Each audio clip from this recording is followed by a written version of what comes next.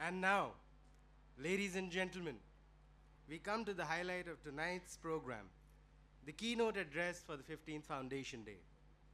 It is our great honor to have with us Dr. Frederic Luskin, who is joining us all the way from California.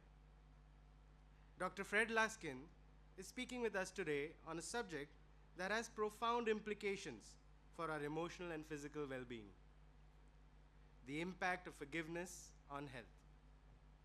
Dr. Luskin is a renowned expert in the fields of psychology, health promotion, and emotional well-being.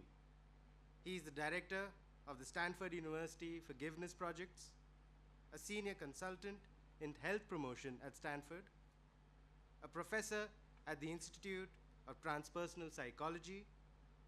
In addition, he is an affiliate faculty member of the Greater Good Science Center. Dr. Luskin's groundbreaking research has reshaped how we understand the connection between our emotions and our physical health. Through his extensive studies on forgiveness and stress, he has demonstrated how emotional healing can significantly improve both mental and physical well-being. As the author of the highly acclaimed books Forgive for Good and Stress Free for Good, he has provided individuals with practical tools for reducing stress and cultivating forgiveness in their lives.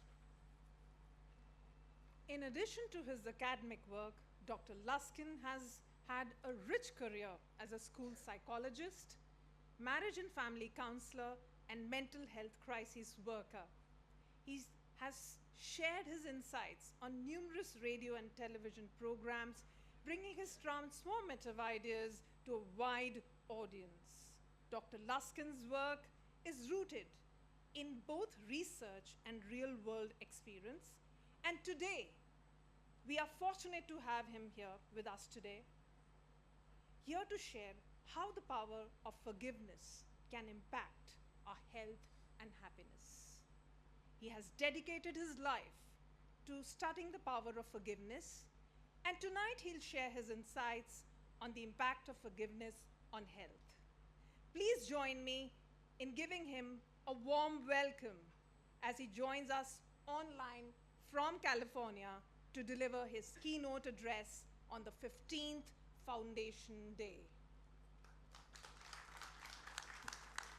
Hello, everyone, and thank you. And, I'm old enough to still, I don't know, consider it remarkable that I can be sitting in my room at 5 o'clock in the morning and be speaking to people like halfway around the world. You have no idea how strange that is at some level. you know, my God. Anyway, I thank you. And, I've been talking about researching and actually trying to practice forgiveness for a long time. And I'm going to say that of those three, the most important is trying to practice it in my own life. And I don't want to come across here thinking, or having you think that the research is the central ingredient, or that it might have an impact on your cardiovascular well-being, which it does. But the most important thing is it allows each of us to make peace with life. And that is no minor task in this world. That is a remarkable interest and achievement and goal. We have defined forgiveness as making peace with the word no. And I can't tell you how many people we talked to, how many different horrors we witnessed, how many sufferings we listened to. I can't even, indicate like where our reality emerged from how we saw and dealt with forgiveness. We saw people who had parents mistreat them, or partners deceive them, or bosses fire them, or their kids murdered in political violence, or, their partners raped at gunpoint. We saw the whole human tragedy. And what we came to see as we watched and listened and fumbled our way, because none of us know really how to handle the suffering in human experience. None of us. And so each of us stumbles our way forward as to how we deal with that suffering. And the closer it gets to home, the suffering, the more difficult we find it. So if I'm sitting here in the United States and my friends and I find out that, wow, a terrible thing happened in India, most of us don't really blink. It's like that's just the way it is. But I have friends in Los Angeles now who are horrified and devastated because the suffering landed on their doorstep. And many homes were burned, and their lives were shattered.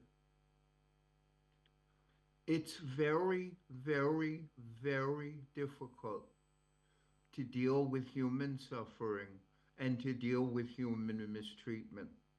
It is simply difficult. And one of the, I believe, ways instilled in us by whatever it is created us allows us to forgive the things that have hurt us and mistreated us and misled us and not been as they should be. And forgiveness is that making peace when things don't go the way we want. And unfortunately, in this life, many things will not go the way you want. And so without cultivating some skill of mind and heart, forgiveness is not just a cognitive skill, it's a heart skill. It's in the United States, there's a book called The Grinch Who Stole Christmas. And it's all about this Grinch who was stealing the kids' Christmas toys because he didn't want kids to be happy because his heart was too small. Very famous children's book in America, The Grinch Who Stole Christmas. And the end of the story comes when the Grinch is able to see children enjoying Christmas, and his heart opens. And you see in the last page, like, his heart bursting out of the tiny box that he had held it in. And the Grinch's heart was no longer a few sizes too small. And I'm going to say the human difficulty is each of us has a heart, usually a few sizes too small. So we bring anger. So we bring bitterness. So we bring self-pity. So we bring despair. So we bring self-absorption instead of an open heart to what has happened. And that anger and bitterness and despair and all those qualities, they infect everything around us. They infect our physical well-being. They affect our emotional well-being. They affect our community's well-being. In particular, some of our communities are simply held together by who they don't like or who has harmed them, what their grievance is. And that's the basis of their community, is who their enemies are or who has mistreated them. The real harm to health, so to speak, that forgiveness does for all of us is it allows us to use our wounds, the, the things that have hurt us, as an excuse for hurting other people. And that's the real harm of unforgiveness. And almost no one acknowledges that. Almost no one acknowledges their part in creating a world of so much harshness and so much anger and so much insensitivity. Because at some level, most, if not all of us, are saying, this didn't work out well for me. I wasn't treated the way I should be. So therefore, it's okay if I pay that forward. It's okay. You didn't treat me right, so it's okay that I don't treat you right. Unforgiveness is the basic excuse that people use for paying their harshness forward without regret or chagrin, without having empathy for the people that they hurt, and without having compassion for the human predicament. So when we teach forgiveness, which is no easy task, and we've been doing this with more or less success for 30 years, um, it's not easy. People cling to their wounds. People cling to their grievances. And we all have suffered. All of us. All of us have suffered. All of us have been mistreated somewhere. All of us have had painful things happen to us. And the hardest question is really, does it stop with us? Or do we continue to pay our suffering forward? That is one of the most challenging human questions. So after doing this stuff for a while of teaching people, we tried to figure out, what the hell is forgiveness? We could recognize it. You know, people came to us and said, I used to hate the person who killed my child. I used to hate them. I went to bed hating them. I woke up in the morning hating them. Everything about me hating them. That's how I got through my day. But at the end of the day, I was exhausted. And I wasn't able to love anymore because hate drove that out. I wasn't able to love my children or the children I had left because my hate was so strong. Or people would come to us and say, my ex-wife cheated on me. And it was horrible. I came home and she was having sex with someone else, and I never got over it. I never stopped feeling like a victim. And I ruined 20 years of my life hating her or feeling that she had harmed me. And we kept on hearing stories of how, I'm going to say, people had a form of arrested development. Unforgiveness is a form of arrested development. It's not wrong.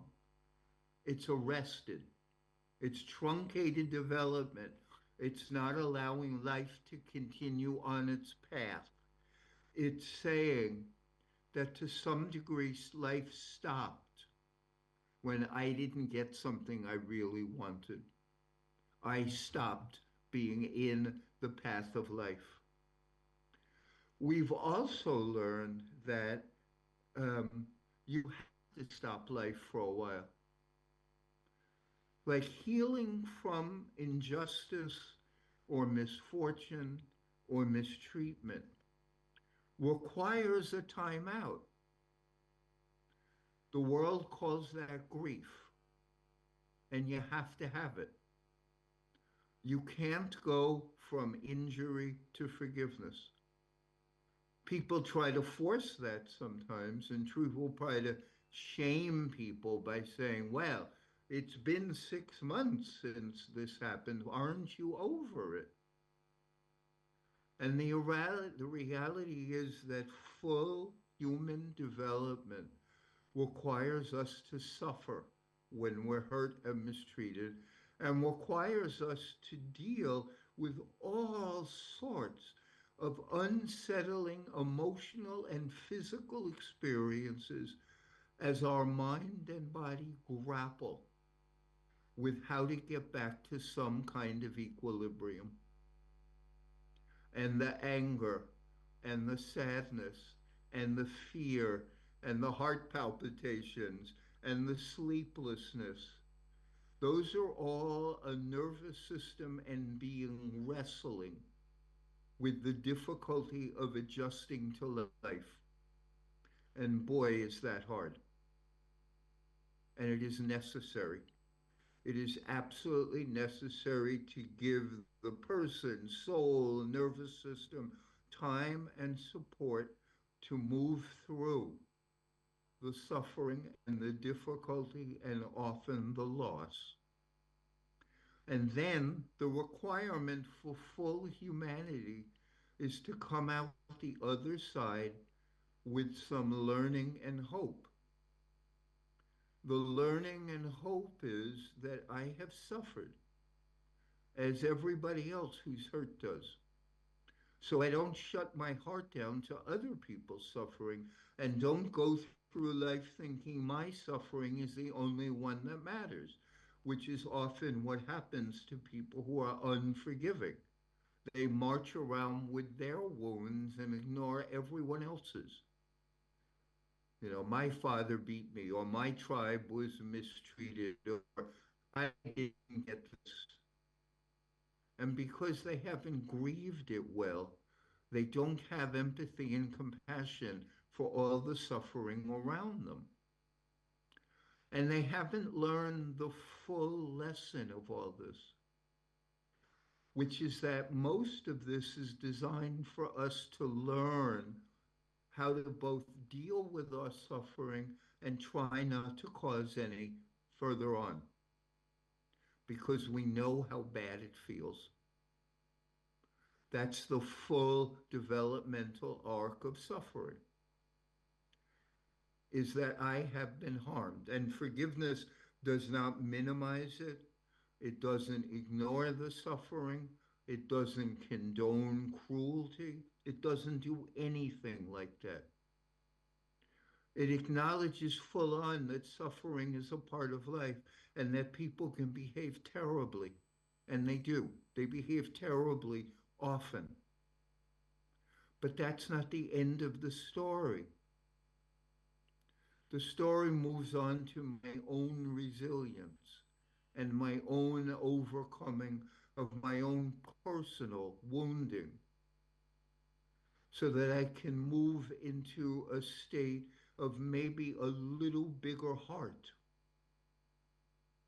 You know, not that I have to become concerned with every pain in the world, because that's impossible, but at least to become aware that what happened to me was not unusual, and that what happened to me may be a rite of passage for human beings to become the full human being. You know, we've done some research to show that, and other people have shown that, of course, unforgiveness like contributes to like cardiovascular issues. Of course it does. You know, if you're angry at the world or full of self-pity for an extended period of time, of course you'll dysregulate some of your physical systems. Of course your hormones may be out of balance, and of course, you know, the adrenaline and cortisol may impact your heart, of course. And a little more surprisingly is unforgiveness intensifies physical pain, because the pain pathways appear when things become chronic to blend in the brain. and that emotional suffering and physical suffering after a while can't be told apart. And so people who have grudges experience deeper and greater physical pain because they're not allowing their nervous system to release and heal. So there are physical consequences to unforgiveness. But the biggest consequences to health are emotional and social. So too often you hear, I can't fully love you because my parents didn't fully love me. You hear that. Or you hear, I can't fully trust you because my last lover didn't fully love me. And you hear that from people. You hear them saying, I no longer have the full adult responsibility to love because I haven't been well loved. And they pay that forward. And they use their lack of love as a hook as to why they no longer are fully capable of being a giving, loving, sharing, caring human being.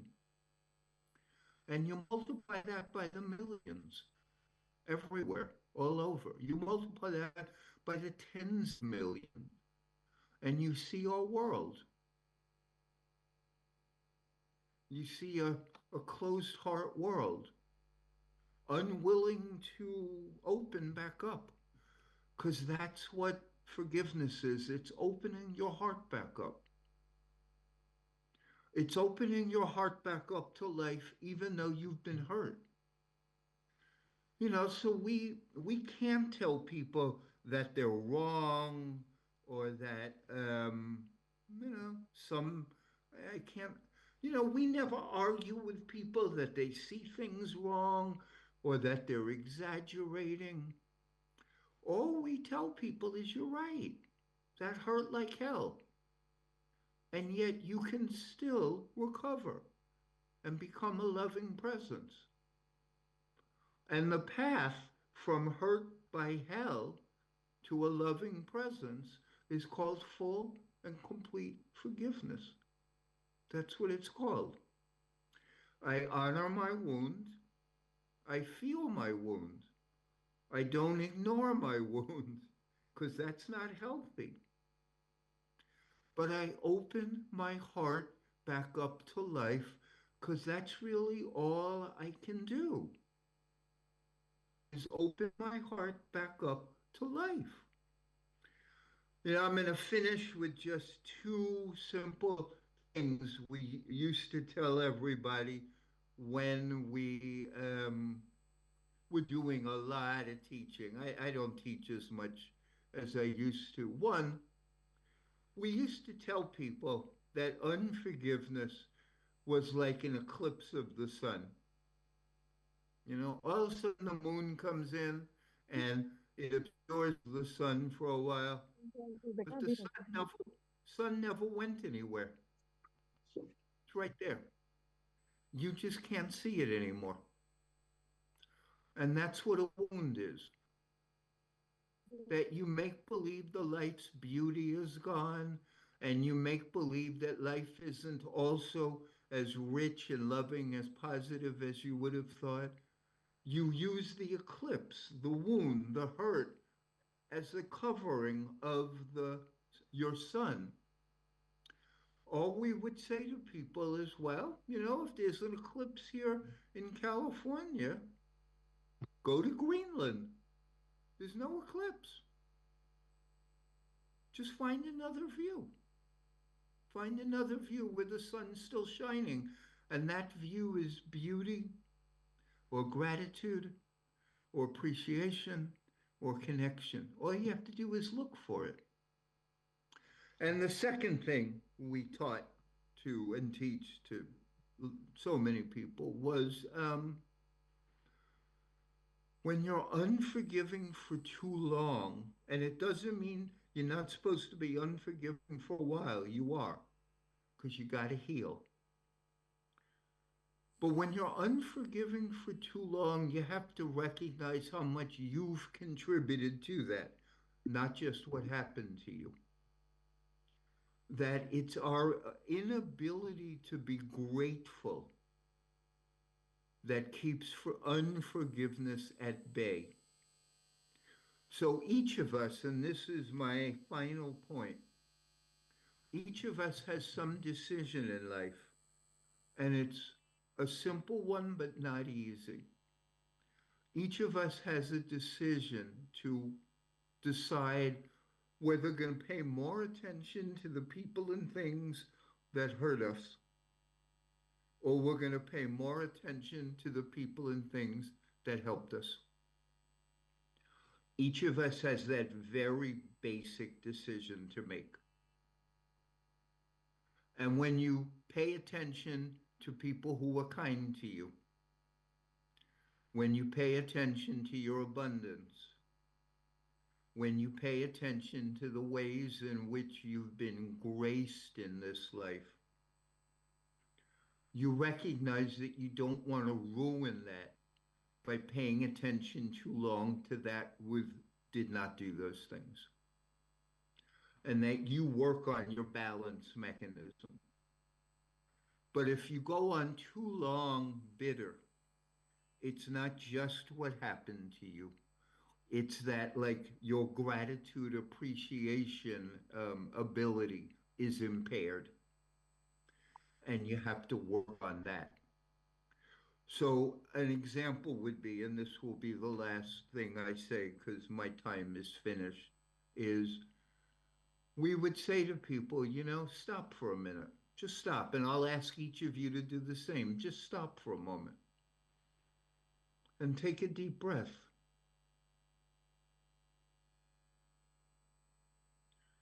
And just ask yourself, in the last 24 hours, who's been kind to me?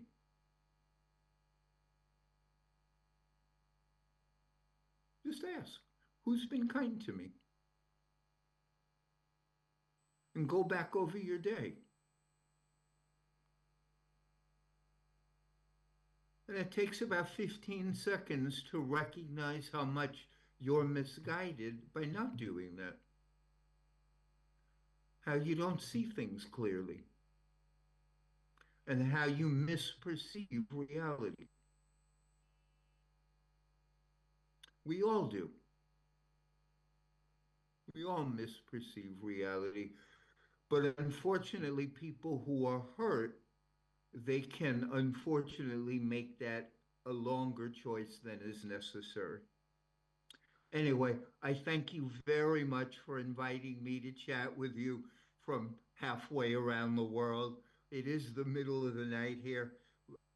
I do appreciate your generous and thoughtful request for me to talk to in India. It's still remarkable, and I thank you very much.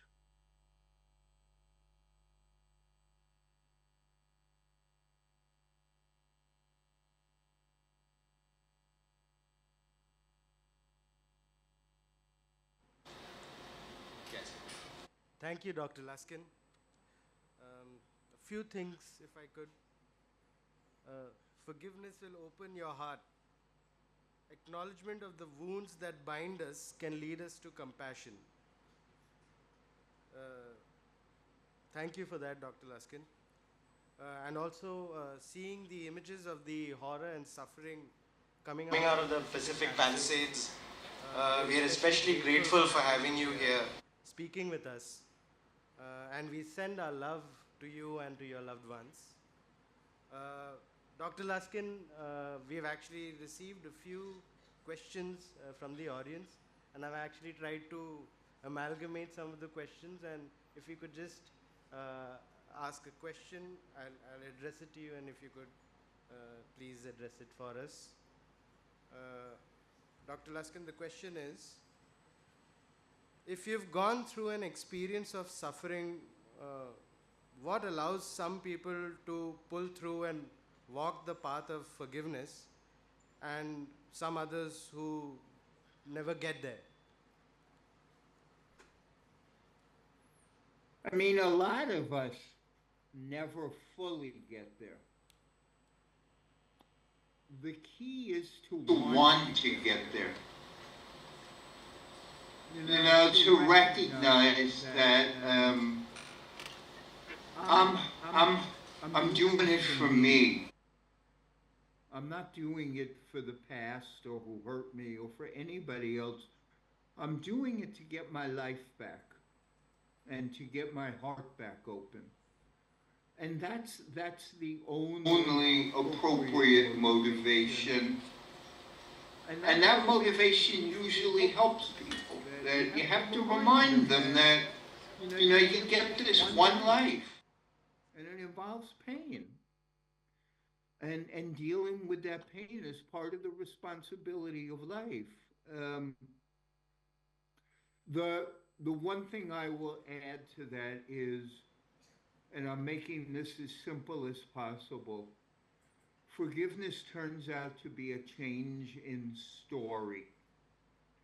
That you have to come up with a different story to tell yourself and the world about what happened to you. And that's the essence of the task. Thank you, Dr. Luskin. Ladies and gentlemen, please join me in expressing our gratitude to Dr. Luskin with a huge round of applause. Thank you all very much. Thank you, Dr. Luskin, for delivering this year's keynote address and for sharing with us your profound insights on forgiveness and its immense impact on our health. You have created for us today forgiveness as an irreplaceable instrument for our health and our well-being. And I think all of us here have been impacted by it in the most real sense. This day marks the beginning of a beautiful conversation with you about the power of forgiveness, and we all are looking forward to the day when we meet again. Ladies and gentlemen, please join me in expressing a heartful gratitude one more time with a thunderous applause.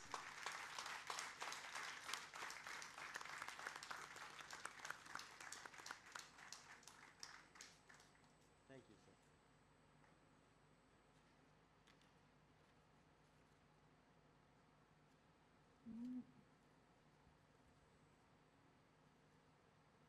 Thank you. I have to say that was pretty amazing.